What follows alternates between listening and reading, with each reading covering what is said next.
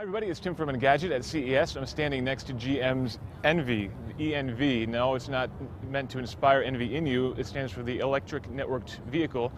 It's their vision for the future of transportation in an urban future. Something like 60% of people are estimated to live in cities in 2030, and this is the solution that GM thinks will help us get there without having even worse congestion problems that we have today. It's an evolution of the Puma vehicle that we got to drive in New York City last year. And it weighs about 1,100 pounds. It's got a range of 50 kilometers and a top speed of 50 kilometers per hour. And the entire powertrain is a flat tray beneath that they call a skateboard. It's actually very much like a Segway. In fact, Segway helped to design it. Self-balancing, and this cab can swing back and forth as a rider of a Segway would lean back and forth to control the vehicle. Now, the N stands for networked. These vehicles can all connect to each other, and part of that is to help these to avoid each other and to avoid pedestrians. So as these cars are going around, if one pulls in front of the other one, the car can automatically stop and avoid it. It also has sensors on the front to avoid pedestrians, so if somebody steps out, it will hopefully not hit them, although the demo was not entirely successful there. One person had to jump out of the way. And it is, of course, an electric vehicle, so there are zero emissions here.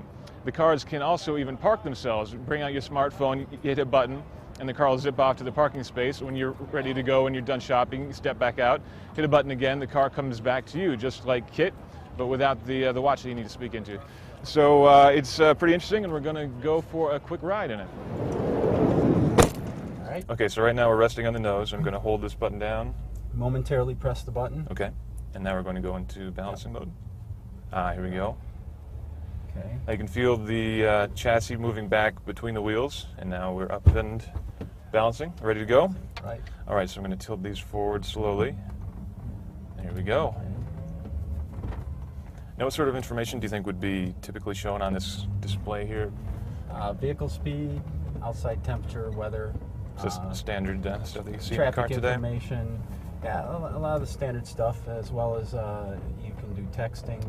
You can do when it's in autonomous mode. I want to point out, you can do check your email. You know, when it's in autonomous mode, you can run it pretty much like you would a tablet PC. Turn right here.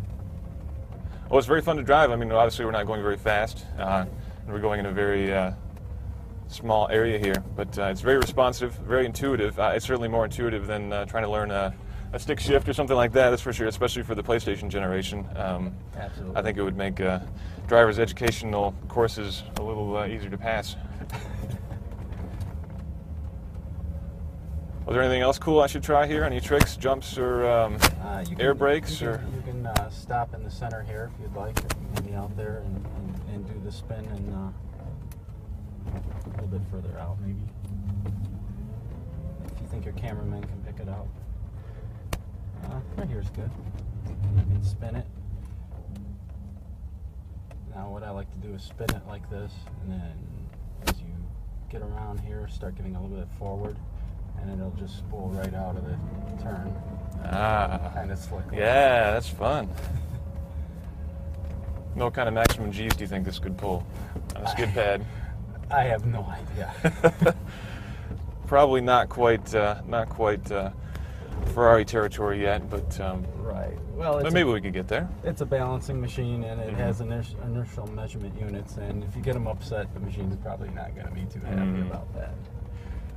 How about ultimate performance? I mean, obviously right now we're somewhat limited by battery technology in terms of how much juice you can really drive through the thing, but do you think that we could really get a vehicle this small with this sort of design up to as fast as, let's say, a modern performance car?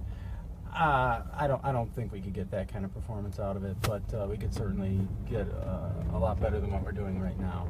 And as you stated, the batteries are the limitation on this vehicle, the biggest limitation right now. So not from a range standpoint, but just how much we can get to the motors. We're back from the future. Well, that was a lot of fun. The controls are very touchy and very sensitive, certainly more so than a steering wheel that might have 900 degrees of rotation. This feels like maybe 90 degrees total of rotation, so it's much more touchy. But it takes no time at all to get used to it, especially if you're used to playing a game like Gran Turismo or Forza with a controller. You'll be ready to go in no time at all. It's a prototype, so we couldn't go very quickly, and we don't have a lot of room, but man, that was a ton of fun.